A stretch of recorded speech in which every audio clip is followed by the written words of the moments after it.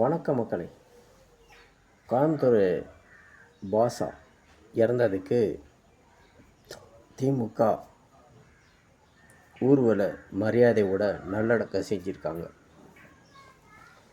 1998 railway station கோயம்புத்தூரில் 60 நம் தமிழ் உறவுகள் சுக்குநூறாக சிதைக்கப்பட்டு பாம் பிளாக்ஸ் பண்ணாங்க. அப்பாவி மக்கள் என்ன செஞ்சாங்க?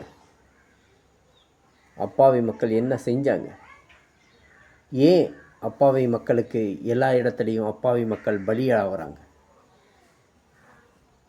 அந்த 60 பேர் இறக்கும்போது, குழந்தைகளிலிருந்து பெரியவரிலிருந்து எல்லாரும் இறக்கும்போது எவ்வளோ மன அழுத்தம் இருந்திருக்கு. எவ்வளோ ஒரு மோசமான செயல் திட்டம் செஞ்ச ஒரு பாஷாவை சிறையில் வாழ்நாள் முழுவதும் இருக்க வேணும்னு சொல்லிட்டு முன்ஜாமீனில் வந்த பாஷாவை இறந்திருக்கார். திமுக அரசு ராஜ மரியாதையோட இறுதி ஊர்வலம் கொடுத்துருக்காங்க. இதை எப்படி நீங்கள் பார்க்குறீங்க? இது சரியா? அப்படின்னு பார்த்தா இது தவறு. எந்த ஒரு மனிதன் தவறு செஞ்சானோ, 60 உயிருக்கு பலியான ஒரு ஆளாக இருந்தானோ, அவனுக்கு ராஜ மரியாதை இறுதி ஊர்வலம் செலுத்த வேண்டியது என்ன காரணம்? தீவிரவாதிகளுக்கு இந்த உலகத்தில், இந்த அரசில் ஊக்குவிப்பது எந்த விதத்தில் ஏற்றுக்கொள்ள முடியும்?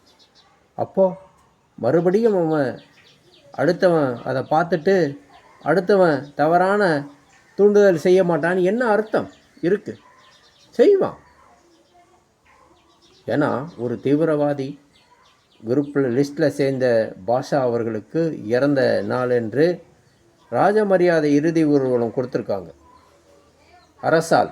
அப்படிங்கும்போது அடுத்தவன் செய்கிறத கூட ஈஸியாக செஞ்சுட்டு போவான். எந்த ஒரு பிரச்சனையும் சரி தயங்க மாட்டான். ஏன்னா இந்த உலகத்தில் தீவிரவாதிகளுக்கு ராஜ மரியாதை கொடுக்கப்படுறாங்க. இப்பேற்பட்ட சட்டம் இங்கே தான் பார்க்க முடிஞ்சது. இப்பேற்பட்ட கேடுகட்ட அரசியல் இங்கே தான் பார்க்க முடியுது. ஒரு டிஃப்ரெண்ட்டாக பண்ணுறானுங்க. என்ன தான் பண்ணுறாங்கன்னு ஒன்றும் புரிய மாட்டேங்குது. அந்த 60 பேர் கோயம்புத்தூர் ரயில்வே ஸ்டேஷனில் இறக்கும் பொழுது அந்த 60 பேருனுடைய நிலைமை என்ன, அவங்க குடும்ப நிலைமை என்ன, அவங்க வாழ்நாள் என்ன, அவங்க வாழ்க்கை என்னன்னு எந்த அரசாங்கமும் யோசித்து பார்க்கல. ஆனால் நேற்று பாஷா இறந்ததுக்கு ராஜ மரியாதை. என்ன நடக்குதுங்க தமிழ்? என்ன நடக்குதுங்க?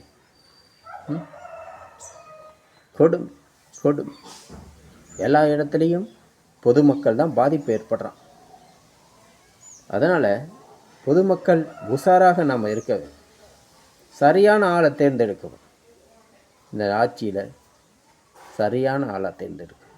இதுதான் இங்கே எல்லாமே களவாணி, திருட்டு பையன், மொல்லை மாதிரி முடிச்சவைக்கு தான் இந்த நாட்டில் வாழ்ந்துட்டுருக்குறான். பெரிய பெரிய தவறுகளை செஞ்சுட்டு தவறுகளை செய்கிற முதலைகளை அடைக்கலமாக இருக்கிறான். அதனால தான் இந்த நாடு சுதந்திரம் அடைஞ்சும் சுதந்திரம் அடையாமல் தான் நாம் வாழ்ந்து கொண்டு இருக்கிறோம்.